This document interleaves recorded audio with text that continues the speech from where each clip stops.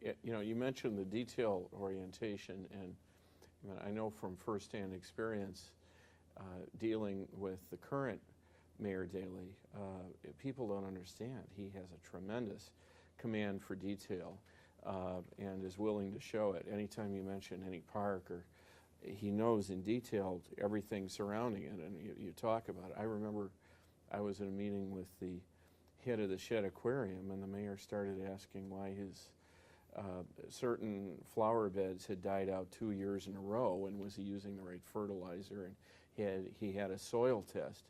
Would you say the late Mayor Daley's command of detail was that same brand, or was it different? I would say to you that might have been learned around the dinner table. Right. Because that's exactly how Richard J. Daley was. I'm aware of the detail to which Mayor Richard M. Daley goes. It's legend that on Monday morning, department heads get these little memos from when he runs around the city on weekends, making notes and seeing things he has questions about or is uncomfortable with, and those are dealt with promptly. I can imagine. What was his? We've already talked about his greatest achievements, his greatest strengths. What would you say his weaknesses were? Well, there was a huge mistake made with public housing in Chicago. Clearly, it was not a malicious intent, I am sure. Some group of people came up with the idea of having these massive buildings which became nothing but incubators for problems. We've torn them almost all down. They caused the city a lot of heartache over the years. It was obviously a ill thought out idea, bad idea. It probably had something to do with the thinking of the times. Chicago was, to a certain degree still is, a segregated city. We used to say that we're more segregated. It was said, probably true, we were more segregated than the South. And so given the lack of space doing the high-rise buildings, but it was a horrific idea with horrific results. And I bet if he were sitting here and could comment, he would probably agree, because this was a man who prided himself in good government. That adage, good government is good politics, he believed that. And good politics is good government. Right. Right. Well, do you find it revealing that his son has bought into the tearing down of those buildings? Absolutely. What about his legacy, the legacy of the late Mayor Daley on the history of Chicago? Well, it's interesting. It's different than than this current mayor's, because we don't have the physical items to deal with, like the Millennium Parks and hopefully an Olympics. It's harder to quantify. I think it was just allowing for reasoned growth in a period that had a lot of turmoil within it. It's not that you can. It's not a question of monuments. It's a question of good government over a long period of time. But people who, you could ask me, but Jack, there wasn't necessarily justice, and there's something to that, because it wasn't until Harold Washington, until the African American community was really empowered. Now remember, we had very little. I don't speak of Hispanics because that wasn't an issue in his Richard J's era, but he ran a thoughtful and he ran a good government. Now again, Leon Dupre would argue. He would say we ran it for his friends. He ran it for the privileged few. He ran it for the lakefront, not for the people to the west. But we had some very strong neighborhoods. He was a real neighborhoods guy. We worked. He taught me how to use the neighborhood newspapers.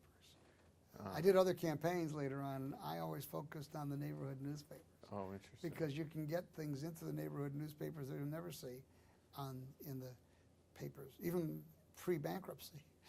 Right. You mentioned race. the late Mayor Daley's period covered a long period of time. Did you see a change in the racial issues over that period? Well, he did too, because the Metcalf era ended, excuse me, the Dawson period ended, and Metcalf was a different fella, and there was the beginning of tensions, and there were, of course, tensions between him and Martin Luther King. There were tensions between him, I gather, and Jesse Jackson. I'm not privy to that. That has been, you know, I've been told about that. But the effort at bringing allowing the African American community to have a piece of the pie, other than that which was meted out, that came about as the Daley years ended, and you know, we had riots on the South Side. These things were not to his credit. I'm sure that historians will find that, but you know, sometimes it's a little hard to change with the times too. Right. He had been doing it the old way, and it had been held together with the old line. Maybe these ward committeemen were certainly, they were almost serfs, you know, and times changed. Right.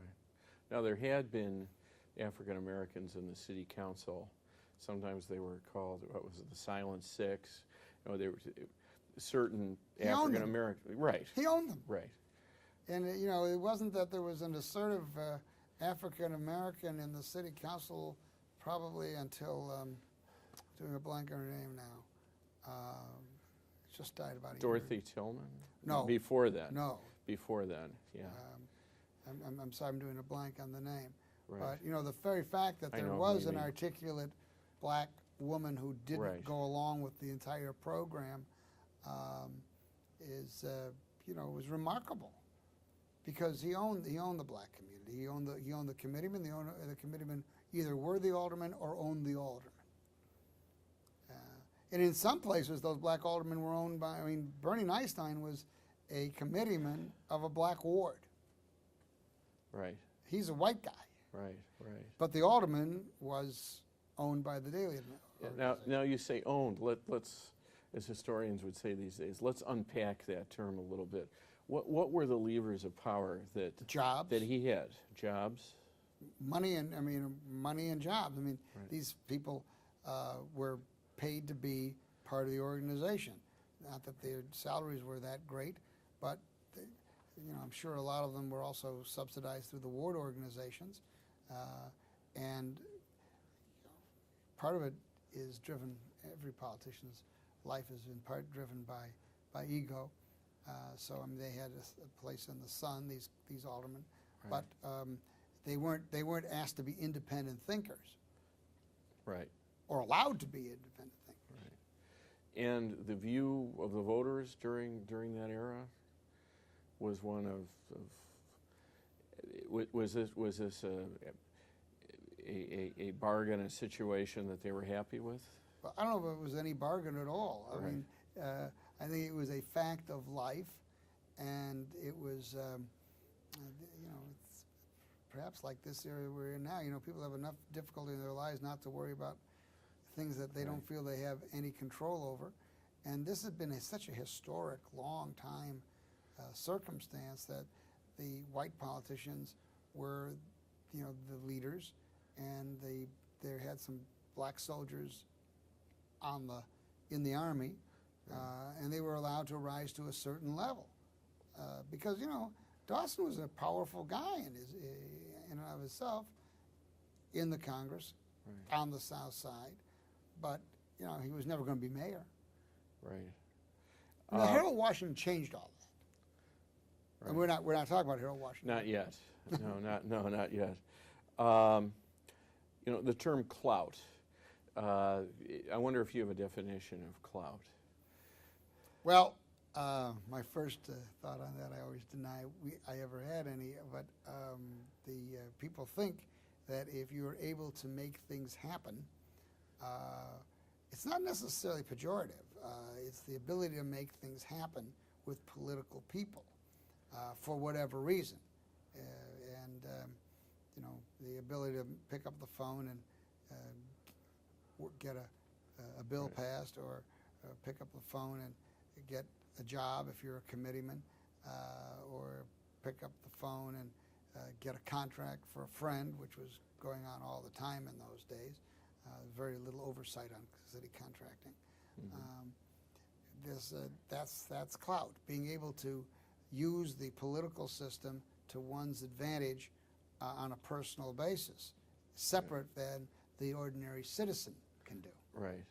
It's really the difference between what someone who has access against someone who has no access.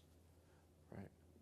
But it would also seem that it isn't only a status, it's also, you know, in the nature of the individual to exercise that access and to take advantage of it and to use Well, it. I mean, I don't know that anyone who's ever been accused of having clout who hasn't used it, because Right. then you wouldn't know they had clout in the first place. But no, it is the willingness to, in fact, sometimes the interest in using your access for someone else, ultimately for your own good. I mean, the committeeman didn't get the job for the precinct captain because the precinct captain was, might have been his cousin as well, but, you know, that made the precinct captain beholden to the committeeman as well. And then the captain was able to get the garbage can or the turkey for the person on the street, and then could go back and say, you know, there's 17 people on this list. There are 3 of them I really got to make sure we take care of. And it's the clerk of the circuit court, and it's the recorder of deeds, and those are the ones we're really interested in. I would like you to vote the whole ticket, but I really got to ask you to go with these guys. You know, maybe I should have warned you about this question, but after the last couple of oral histories, we thought that we should ask everyone who worked with Daley administration, are there any maxims that you learn, any ways of operating that you attribute to those years? There are certain ways that things were done that almost became sort of work habits. I mean, just to give you, I guess, an example of Milton Raykov's famous phrase, "Don't send nobody who nobody sent." Well, that's a colorful one, but there are maybe some more mundane ones too. Well, it's interesting because I don't think this is what you had in mind, but when the mayor asked me to become chairman in '75, he called me and he said, I want you, the fellow who was the chairman was going to become the clerk of the circuit court, and he wanted me to become chairman. And he said, look, if anybody ever tells you that I sent him to you, don't believe him, I'll never do that to you. And he never did. He just wanted me to be independent.